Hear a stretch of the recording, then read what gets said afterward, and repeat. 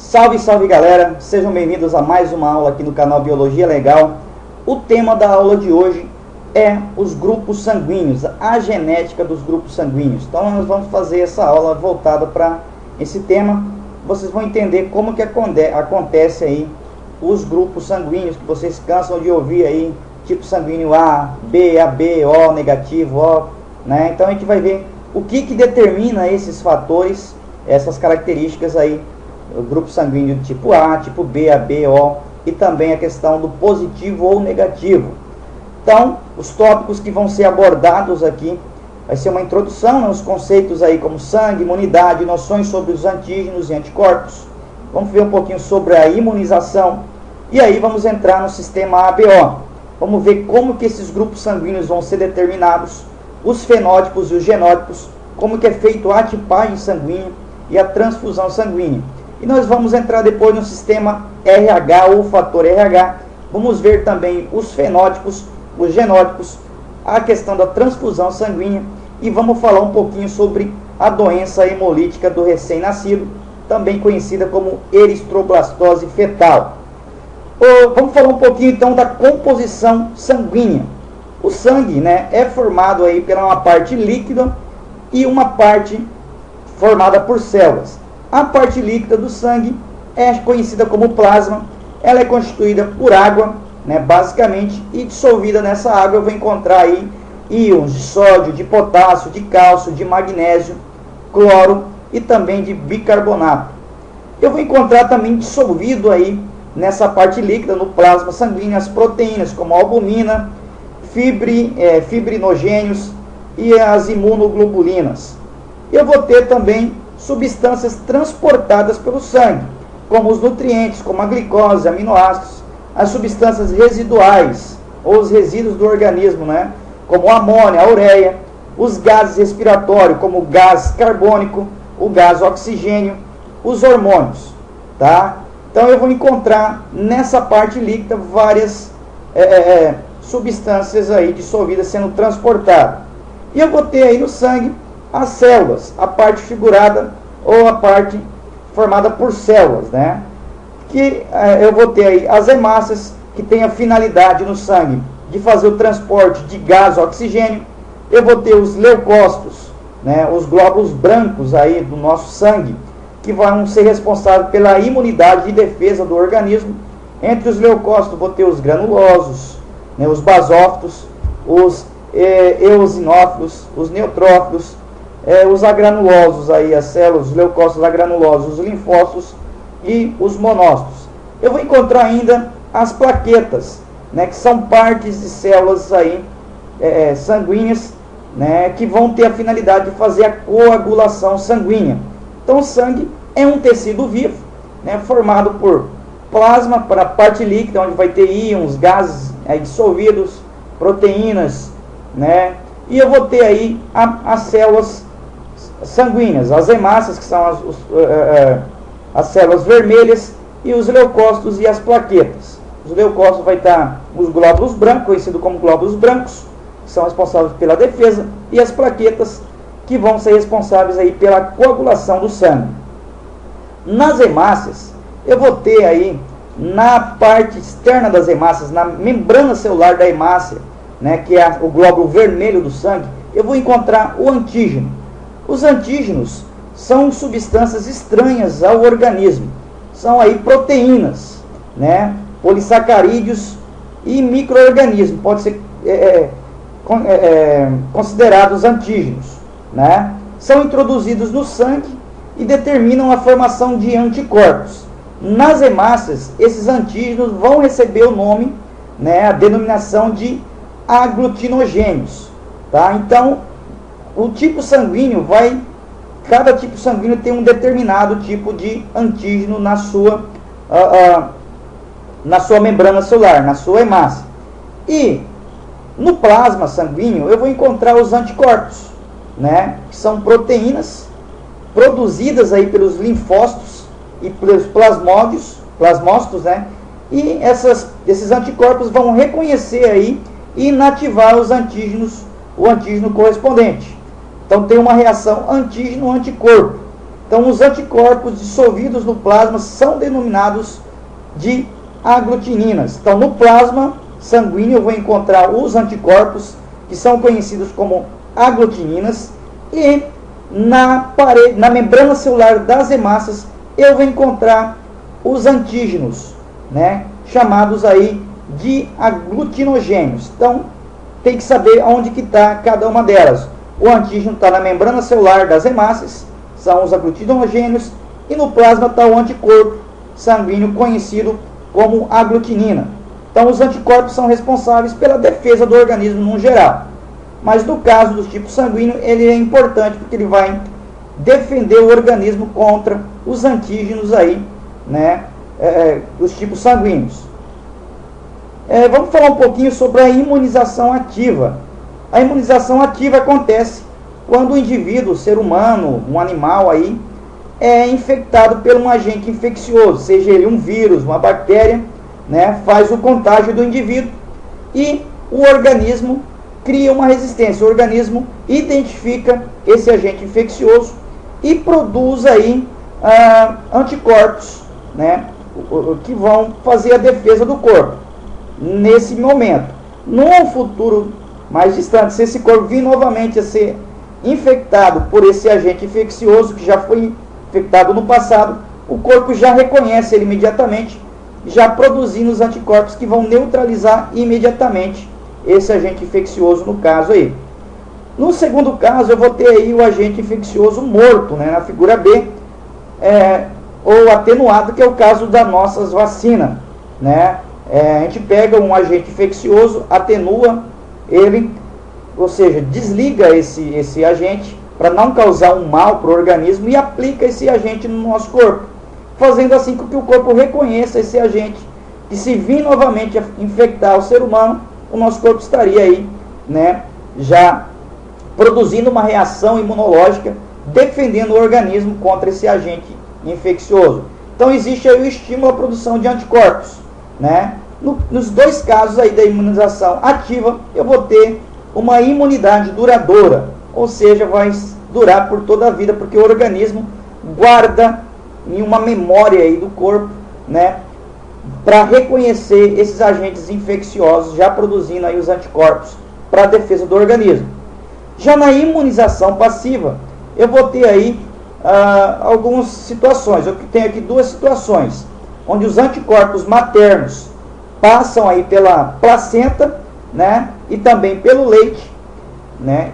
O adulto já vai ser imune contra esses organismos, contra esses agentes infecciosos, possui os anticorpos, e os anticorpos vão ser transferidos para o bebê, né, para o feto, para o embrião e depois para o bebê através da placenta e depois através do leite materno, fazendo assim uma imunidade temporária. No segundo caso, eu tenho aí que separa-se aí, né, o plasma contendo aí os anticorpos, né? Esse plasma contendo os anticorpos é conhecido aí como soro, né? Vai ser retirado aí de indivíduos e depois vai aplicar também no outro ser vivo aí, trazendo uma imunidade temporária, tá? Esse segundo caso aqui acontece, por exemplo, com o caso da produção do soro antiofídico, né? Aplica-se pequenas doses de veneno de cobra, né, das espécies que quer produzir um soro antiofídico específico. Esse em cavalos, né, não é no ser humano, em cavalos, esse organismo do cavalo produz os anticorpos, retira parte desse sangue do cavalo e separa esses anticorpos, fazendo assim o soro. Se a pessoa vir a ser ofendida, picada por uma cobra, é aplicado aquele soro específico que vai neutralizar, que já tem os anticorpos prontos, que já vai neutralizar aí o veneno no organismo, né? Então isso é feito aí, né, em laboratório também aí no caso de imunização passiva. Então, imunização passiva, a imunidade é temporária, né, é rápida. E já na imunização ativa, a imunidade é duradoura, vai durar por toda a vida. Um exemplo, a vacina da gripe, né? A gente toma a vacina da gripe. Naquela vacina vai ter alguns vírus atenuados, vírus diferentes da gripe atenuada. Meu organismo vai identificar esse vírus está atenuado, então não vai me causar os sintomas, não vai me causar problema, mas meu organismo se protege, já guarda no seu sistema imunológico, né? A memória já reconhece ele e já consegue produzir futuramente, se for infectado, né? Já consegue produzir imediatamente os anticorpos para defender o organismo. Imunização ativa. Na passiva, a imunização é rápida, né? Não vai durar por muito tempo. O caso aí dos anticorpos que é passado aí de mãe para filha através da placenta e depois também através do leite materno, e o caso do soro, né? O soro antiofídico, que é produzido em laboratório para combater os venenos, né? Que vão ser inoculados aí por animais peçonhentos como aranhas, cobras, tá? Então essa é a diferença de imunização passiva para ativa. Então vamos começar a falar sobre o sistema ABO.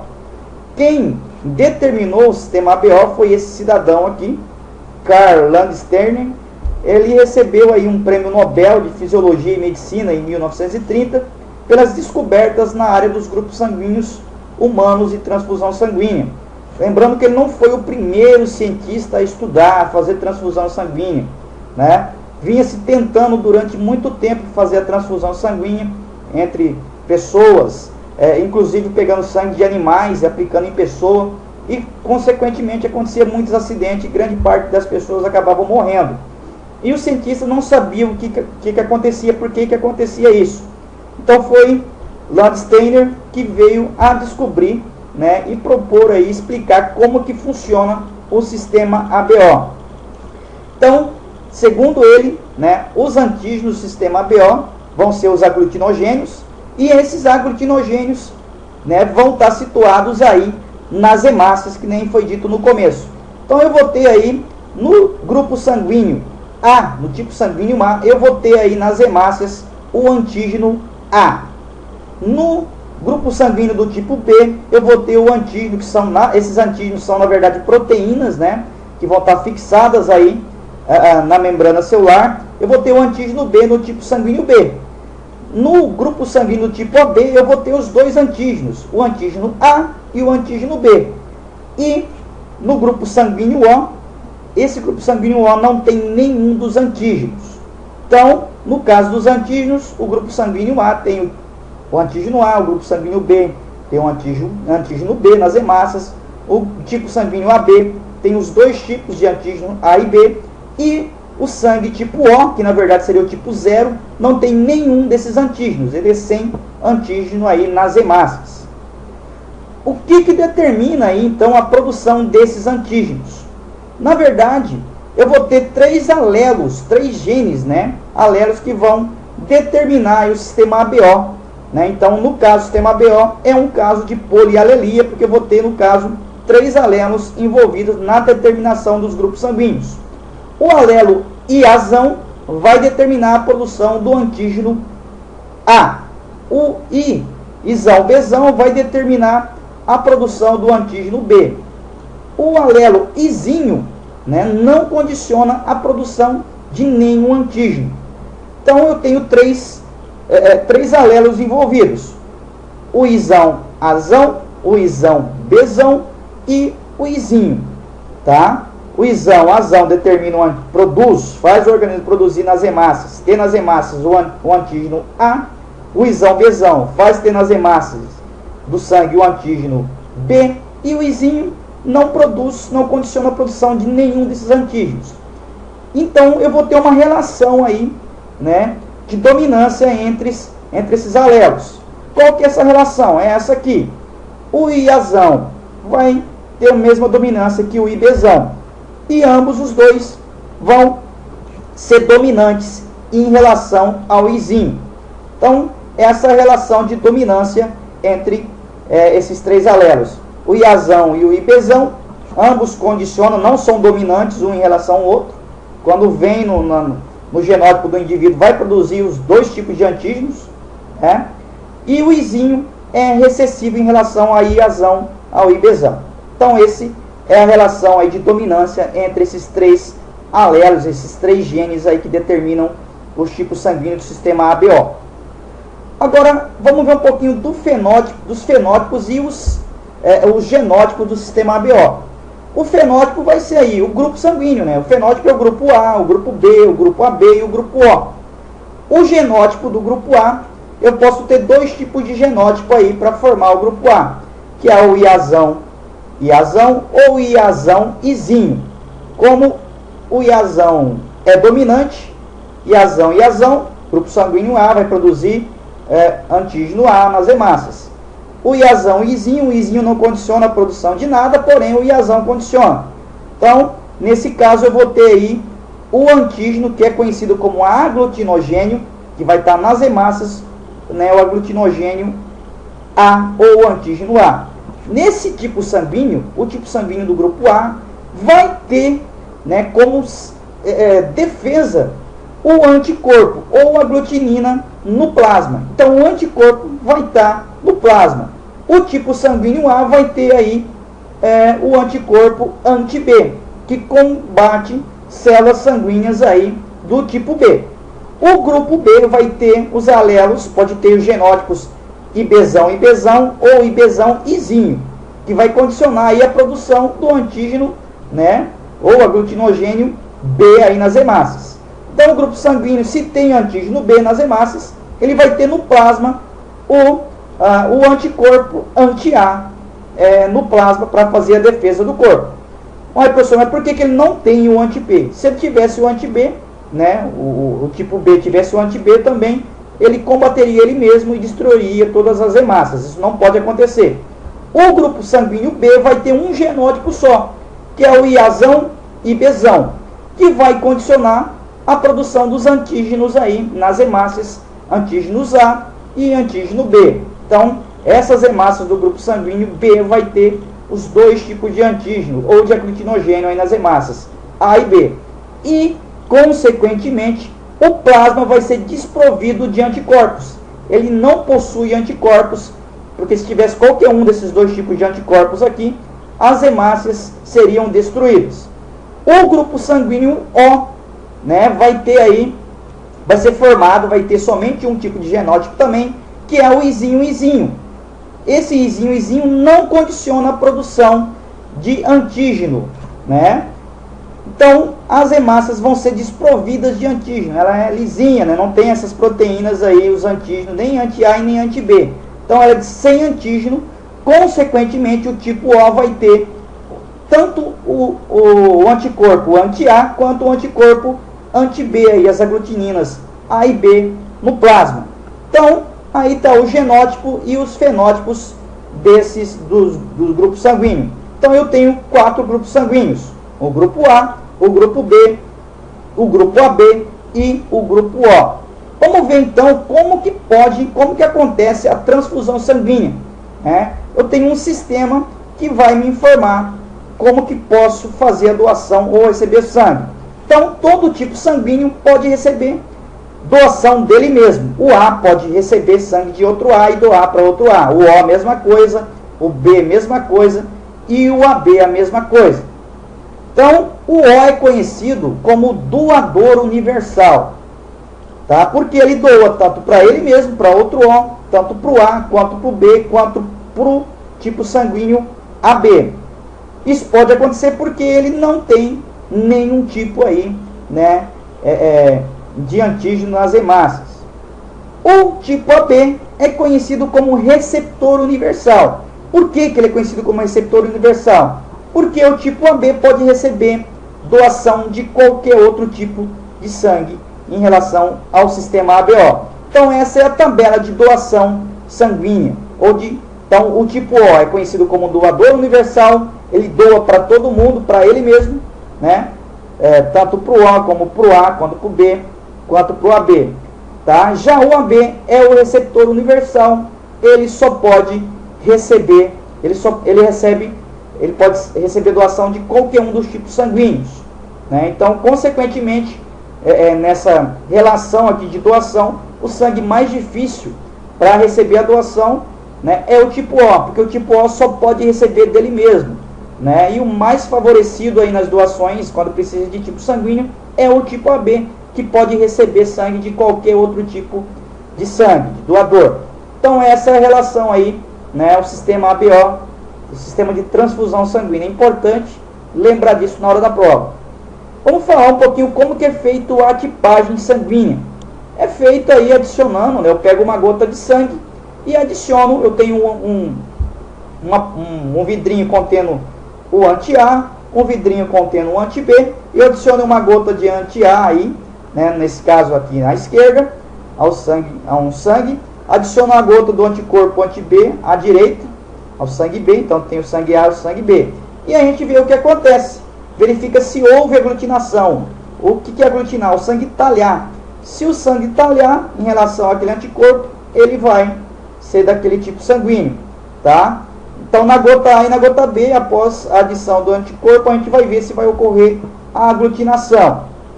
Então, ó, tenho aqui, fez a adição do anticorpo, teve aglutinação aí na gota B, no caso, o tipo sanguíneo vai ser o quê? Vai ser B. Se teve aglutinação no tipo A, com o anti-A, o tipo sanguíneo vai ser do tipo A, tá? Se teve em ambos os casos, né, aglutinou tanto quando eu coloquei anti-A quanto anti-B, eu vou ter aí um caso indivíduo do tipo sanguíneo AB.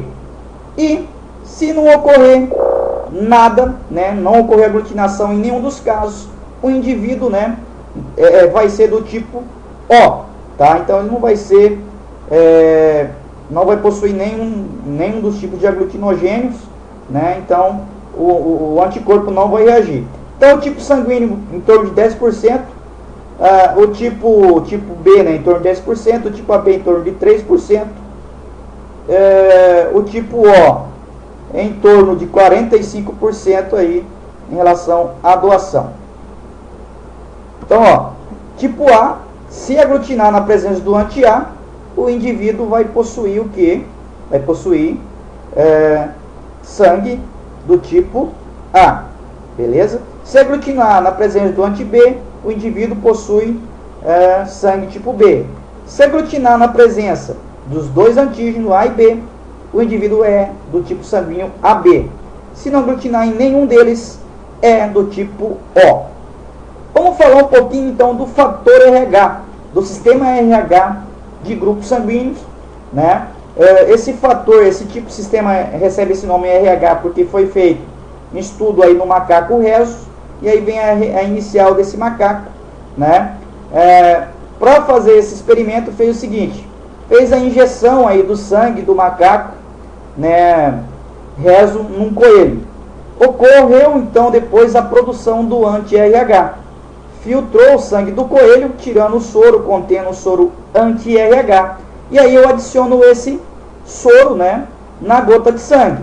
Se ocorrer a reação no sangue, né, o tipo sanguíneo vai ser positivo. Em torno de 85% das pessoas é do tipo positivo.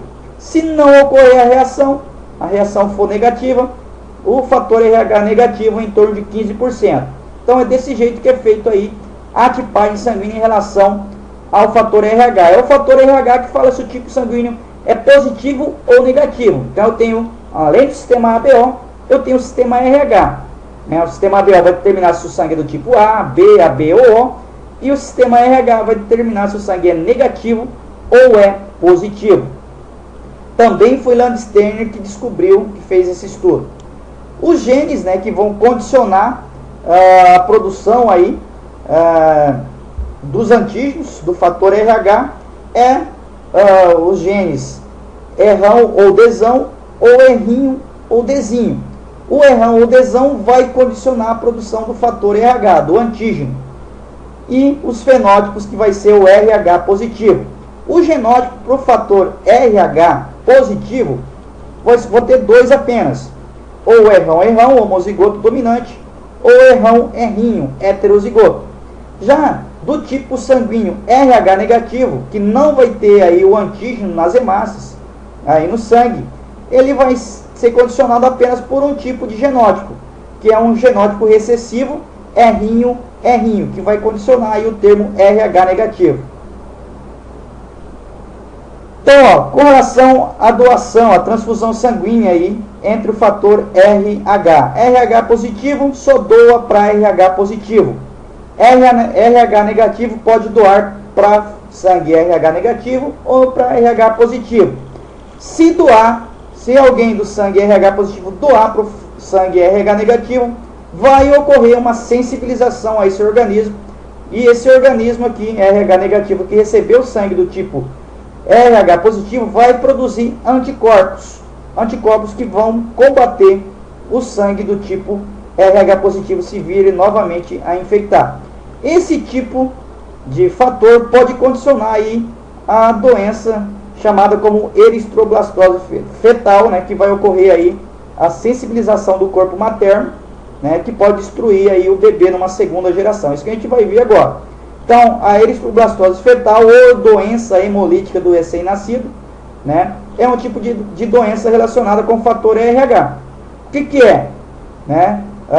É a incompatibilidade materno-fetal do fator RH, caracterizada aí pela destruição de hemácias do feto por anticorpos maternos.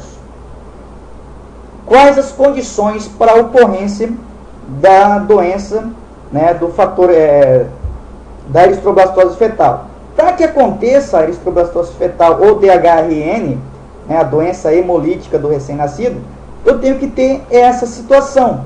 Eu tenho que ter uma mãe, uma mulher aí com fator RH negativo, né, então ela é do tipo sanguíneo negativo, e eu tenho que ter aí uma gestação de uma criança do fator RH positivo. Para essa criança ser RH positivo, consequentemente o pai tem que ser também RH positivo, senão não aconteceria isso. Quando acontece isso, né, pode ocorrer aí a passagem de hemácias aí, de fator contendo o fator RH positivo para o sangue da mãe durante o parto. Quando isso acontece, né, na primeira gestação, né, se o bebê for RH positivo, a mãe for RH negativa, pode passar aí, se uma hemácia entrar em contato com o sangue materno, com o organismo materno vai passar a fabricar anticorpos anti-RH. E numa segunda gravidez, com uma criança também, né, RH positiva, vai ocorrer o que? A mulher já é sensibilizada, né, vai produzir os anticorpos anti-RH. E esses anticorpos vão passar aí, né, através da placenta para o organismo do feto, combatendo e destruindo aí as hemácias do grupo do feto que está sendo desenvolvido aí. Então, essa é a circunstância que tem que acontecer. A mulher tem que ser RH negativa, o primeiro bebê tem que ser RH positivo, vai sensibilizar o organismo. Na segunda gestação, pode vir a surgir, então, a DHRN. No primeiro caso, o bebê nasce normal, porque não teve sensibilização ainda do organismo. Já no segundo caso, na segunda gravidez, que vai ocorrer a eritroblastose fetal. Como que eu faço para evitar isso, professor? Como que eu faço para evitar que aconteça? Tem que se fazer aí o exame pré-natal, para saber se tem a possibilidade de ocorrer ou não. Se ocorrer, existem mecanismos médicos aí para evitar que aconteça esse tipo de reação no organismo, né? Existem remédios que a mãe vai tomar durante a gestação para evitar que aconteça, inclusive aí durante o primeiro parto também, para evitar a sensibilização do organismo. Então, o que acontece? Ó, na hora do rompimento aí do cordão umbilical da placenta, ocorre a mistura de sangue materno com sangue fetal, né, com sangue materno, o que vai causar aí a sensibilização do organismo, tá? O que vai acontecer? Os sintomas da eritroblastose fetal vão ser os seguintes: anemia hemolítica, hepatoesplenomegalia, aumento aí da bilirrubina no sangue, que é um pigmento, né? A bilirrubina conjugada, que vai causar icterícia, tá? E pode causar lesões no sistema nervoso central do bebê durante a gestação, podendo trazer alguns problemas aí para a vida desse bebê quando nascer na sua vida, podendo inclusive às vezes levar à morte. Qual que é a prevenção? A prevenção é só, né, tomar aí uma injeção de anticorpos anti-RH, né, que vai causar o que? A destruição aí das hemácias fetais RH positiva já durante a primeira gravidez, que evita, no caso, então, que o organismo seja sensibilizado ao fator RH. Então, por isso que é importante, né, aquele exame chamado exame pré-natal que as mulheres têm que fazer, né, para evitar um desses problemas, seria esse. Além da AIDS e outras doenças que pode ser transmitida para o feto também, para o bebê também, durante o parto, durante a gestação. O que é o fator RH nulo? Né? Às vezes pode vir falando aí sobre o fator RH nulo, né? O que vem a ser o fator RH nulo? Isso acontece quando uma pessoa que seja aí do tipo RH nulo apresenta aí uma mutação genética muito rara, que é em torno de um caso para cada 100 mil pessoas, que faz com que o indivíduo não produza na superfície das hemácias nenhuma proteína do sistema RH. Isso é bem diferente, né, no caso de ser RH negativo, que é quando a pessoa não possui apenas uma das proteínas do sistema RH. Esta característica está aí presente em apenas em 15% da população. Então, o indivíduo que possui fator RH nulo pode receber sangue de doadores aí com fator RH diferente apenas uma vez. Esse contato faz com que se desenvolva aí os anticorpos contra os antígenos do sistema RH, e também é comum que isso aconteça durante a gestação. A partir daí, essas pessoas só podem receber sangue do indivíduo RH nulo, senão pode ter problemas. E eu tenho aí a incompatibilidade ABO protetor, né, que ocorre quando uma mãe do tipo sanguíneo O negativo estiver gerando aí um feto com o sangue tipo AB.